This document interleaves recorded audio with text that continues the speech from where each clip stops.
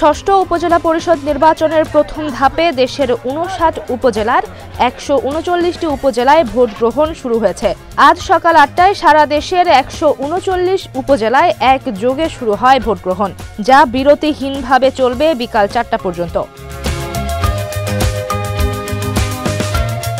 নির্বাচন কমিশনের তথ্য অনুযায়ী উপজেলায় এ পর্বে ভোটাধিকার প্রয়োগ করবে ২,৮০,০০,০০০-এর বেশি মানুষ। প্রায় সব উপজেলায় মূল প্রতিদ্বন্দ্বিতায় রয়েছেন আওয়ামী লীগের নেতাকর্মীরা। ১৩৯টি উপজেলা পরিষদে প্রতিটি উপজেলায় চেয়ারম্যান, ভাইস চেয়ারম্যান ও মহিলা ভাইস চেয়ারম্যান পদে প্রায় ১৬০০ প্রার্থী নির্বাচনে প্রতিদ্বন্দ্বিতা করছেন।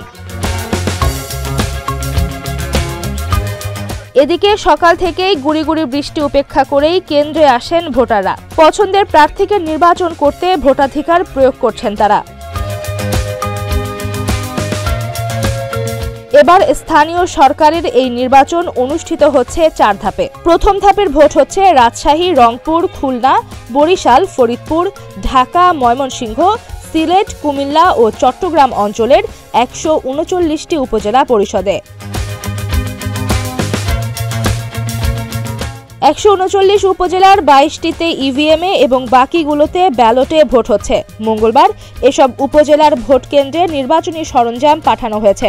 এর আগে সোমবার মধ্যরাতেই এসব উপজেলায় প্রচারণা শেষ হয়েছে।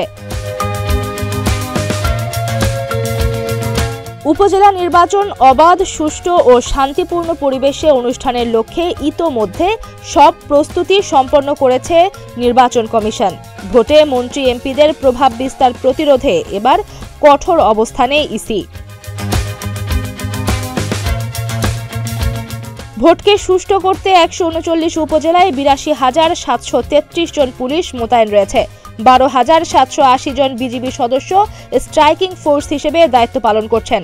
ভোট কেন্দ্র এবং মোবাইল ও স্ট্রাইকিং ফোর্স হিসেবে ১,৫৯,৮৭৪ জন আনসার সদস্য মোতায়েন থাকছে। পাশাপাশি প্রায় ২,৫০০ র্যাব সদস্য মোতায়েন আছে। গত ২১ মার্চ ঘোষিত তফসিল অনুযায়ী প্রথম ধাপে ১৫২টি উপজেলায় ভোট হওয়ার কথা ছিল।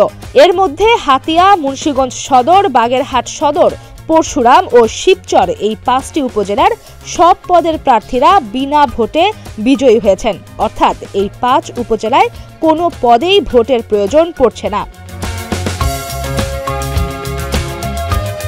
উচ্চ আদালতে চ্যালেঞ্জ, মৃত্যুজনিত প্রশাসনিক ও ধাপ পরিবর্তনের কারণে ৮টি উপজেলার ভোট স্থগিত করেছে ইসি। শেষ পর্যন্ত প্রথম ধাপে ১৩৯টি উপজেলায় ভোট হচ্ছে। ডেস্ক রিপোর্ট, প্রতিদিনের বাংলাদেশ।